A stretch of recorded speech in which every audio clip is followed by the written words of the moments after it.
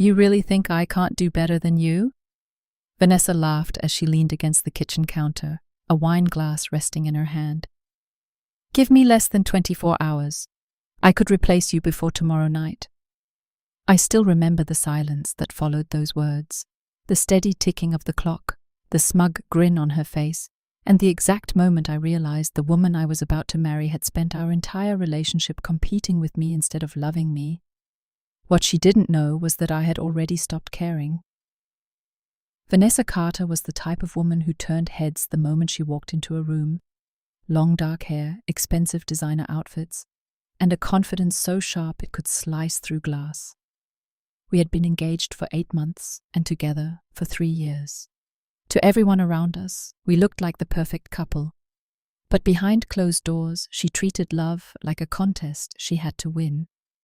At first, I ignored the comments. You'd be nothing without me. You're lucky I stayed. No woman like me chooses a man like you twice.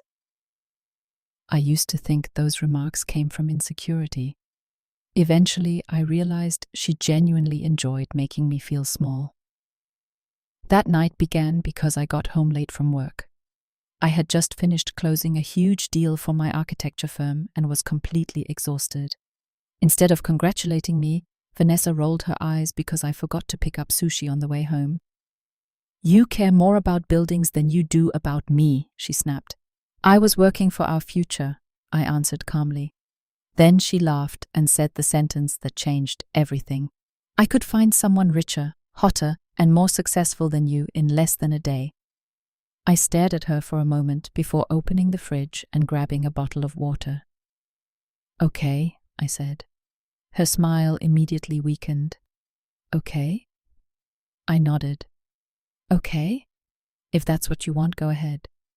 She blinked as if she had expected me to beg. You don't care? I shrugged. Not anymore. The room fell completely silent. Vanessa hated losing control.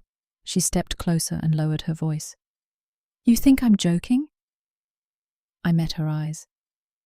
I think people who truly love someone don't threaten to replace them. That hit harder than any angry response ever could.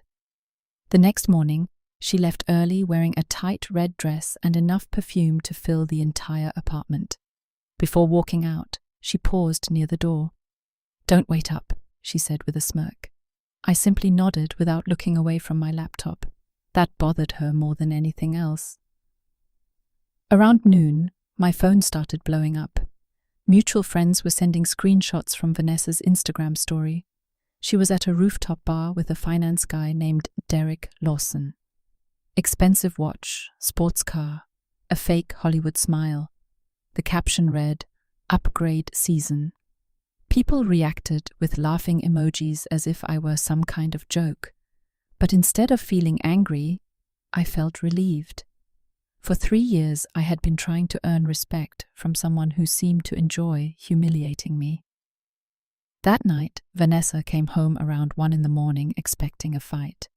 Instead, she found me sitting peacefully on the couch, watching basketball. You're not going to ask where I was? She asked. No. Who I was with? Nope. Her eyes narrowed. Why are you acting like this? I muted the television and finally looked at her. Because I realized something today. You wanted me jealous because it proves I still worship you. But I don't. Her expression tightened. I continued. You keep threatening to replace me because deep down you're terrified. I paused. You're replaceable too. For the first time since I had met her, Vanessa had nothing to say. The next few days felt strange. Suddenly she became sweeter. She cooked dinner, asked about my day, and posted old photos of us online as if nothing had happened. But emotionally, I was already gone. Then came the final twist. 3 nights later, Derek messaged me on Instagram. At first, I thought it was some kind of joke. Then I opened the message. Hey man, I didn't know she was engaged when we met. Just thought you should know she spent the entire night talking about making you jealous. Underneath was a screenshot of Vanessa's texts. "Watch how fast he comes running back." I stared at the screen and actually laughed, not because it hurt, because she still believed this was a game. When Vanessa came home that evening, she immediately noticed the suitcase sitting near the door. Her expression changed. "What's this?" "I rented another apartment." "What?" "I'm leaving." She laughed nervously. "Stop being dramatic." "I'm not." For the first time, panic appeared in her eyes. "Wait, you're seriously ending this?" I looked at the woman who had once made me feel like I was never enough, and for the first time in years I felt completely at peace. "You said you could find someone better than me in less than a day," I said quietly. "So you shouldn't have any trouble moving on." Her eyes instantly filled with tears. But I walked past her, opened the door, and left without looking back. Because sometimes the greatest revenge isn't yelling, arguing, or proving a point. It's becoming someone they can no longer control.